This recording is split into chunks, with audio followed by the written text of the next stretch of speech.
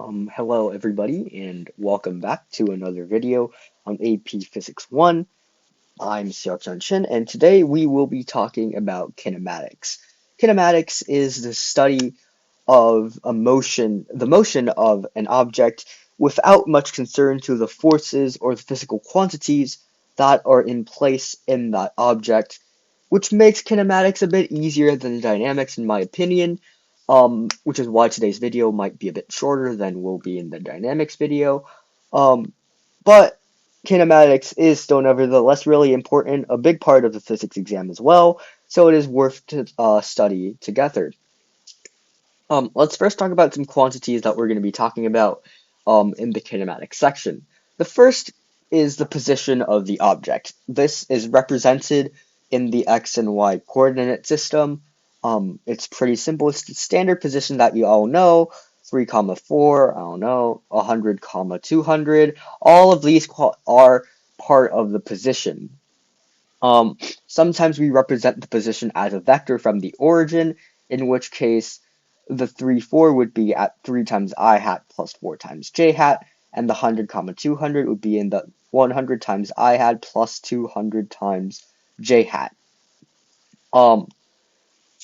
But for the purposes of today, when we talk about the equations and derive them, we were mostly going to be talking about one-dimensional position, which is just going to be a number line, so we don't really need to worry about vectors or anything like that for the purposes of today. If we move to two-dimensional spaces, what we just need to do is that we need to divide the x systems and the y systems, and we need to look at them separately and then combine the motions together afterwards. So if we have an I hat and j hat, we just look at the I hat for everything and the j hat for everything, and then combine the two motions together later. And that's most likely how we will solve any problems that we might face if we do.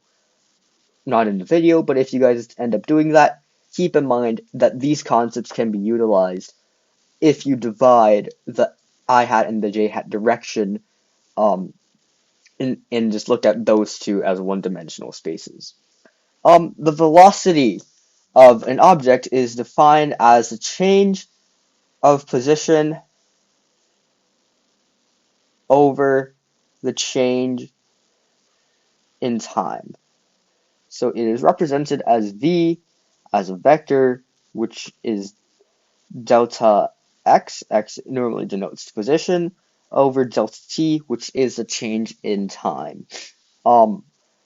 This is a pretty important equation and that we will use, but this is just the definition of velocity, nothing too fancy. The acceleration is a change of velocity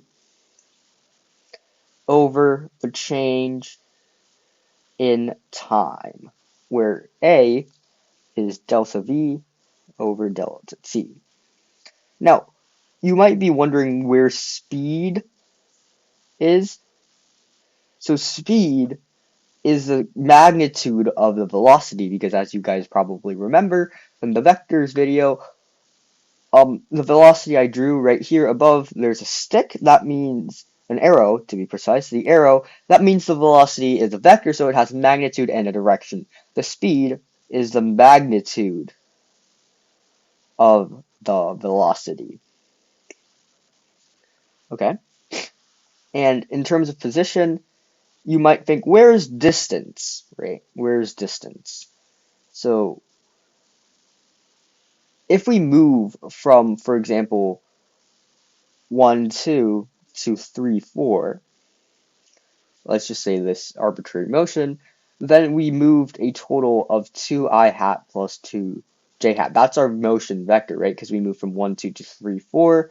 That vector right there denotes our total motion, and that's 2 times I hat plus 2 times j hat. This is called the displacement, right? The displacement is the change of position over a period of time as a vector, and the distance, right, is the scalar quantity of the displacement. So we have these big three, and we have displacement and distance, which is the total um, movement, total change in position, let's say, as a vector and a scalar. Other sources might think of it differently. I like to think of displacement and distance in this way. Um, I think it's pretty simple to use and pretty straightforward, which is why I like it. Um, but yeah, these are the big things that we need to know. And we're going to move on to the big four equations of kinematics, where they're basically just equations connecting the three, four, five, however many quantities that we have up here in one-dimensional spaces. These are the equations that will be used pretty much every single time you solve a problem that involves kinematics, unless it's talking about circular motion or anything like that, but we'll talk about those later. Um, so let's start with the first big four equation. The first equation revolves around acceleration and velocity, right? The definition of acceleration is delta v over delta t, right? But we can write delta v as the final velocity minus the initial velocity. V final, v initial, right? So this equation can be written as v final equals v initial plus a times delta t. This just comes straight from the definition of acceleration. The second big four equation relates the position and the velocity. We know that v is defined as delta x over delta t, right? And delta x, again, similarly, is x final minus x initial, and that is over delta t, right? Um, the reason that I delete, actually, no, I should not delete the arrows. They are still vectors. Um, yeah, this is also vectors. So this equation can also be written similarly as v final equals, not v final, x final equals x initial plus v delta t. Pretty simple. Nothing too hard yet. Um, so yeah, the third big four equation um is a bit more complicated. So when we talk about the v here, this v actually denotes v average, which is the average velocity over the total motion that we're trying to describe. But oftentimes we don't really know the average velocity. But for kinematics, at least for at this in the physics 1 level, we always assume, or we are normally given, constant acceleration.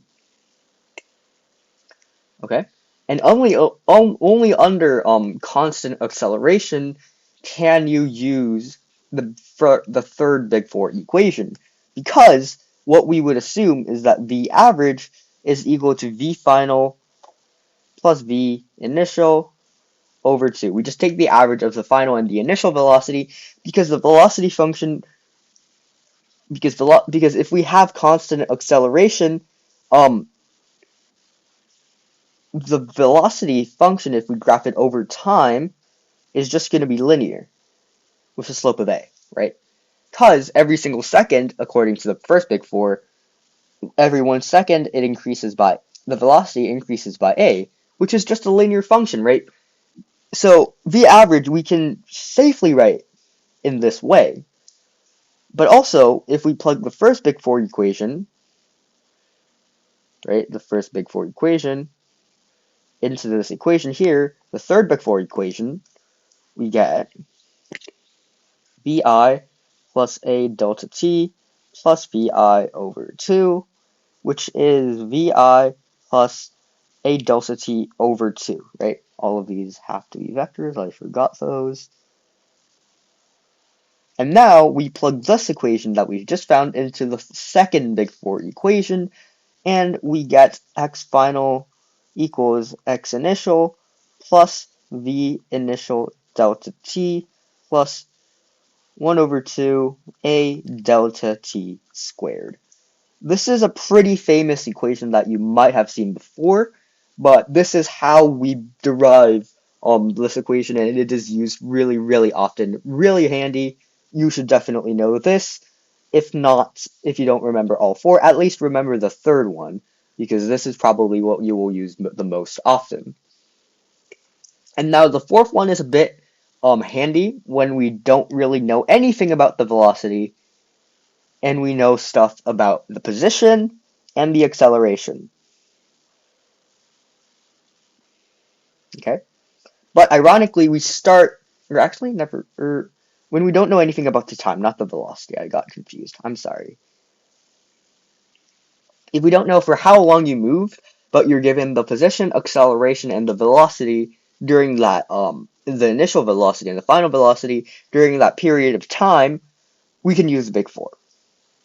So the first thing that we know is that v final minus v initial is a times delta t, right? Because of the first big four equation. The and also from this part of the third big four, or yeah, because of that part of the third big four equation, if we plug this part of the third big four into this, right, into the second big four, then we get that x final minus x initial is v final plus v initial over 2 times delta t. Now we can just write this as delta x again instead of foiling it out. And we move these over to the other side, and we get that v final plus v initial is 2 delta x over delta t. If we multiply these two equations, we get that v final squared minus v initial squared is 2 times delta t times, or delta x times a. So we got rid of the time, right?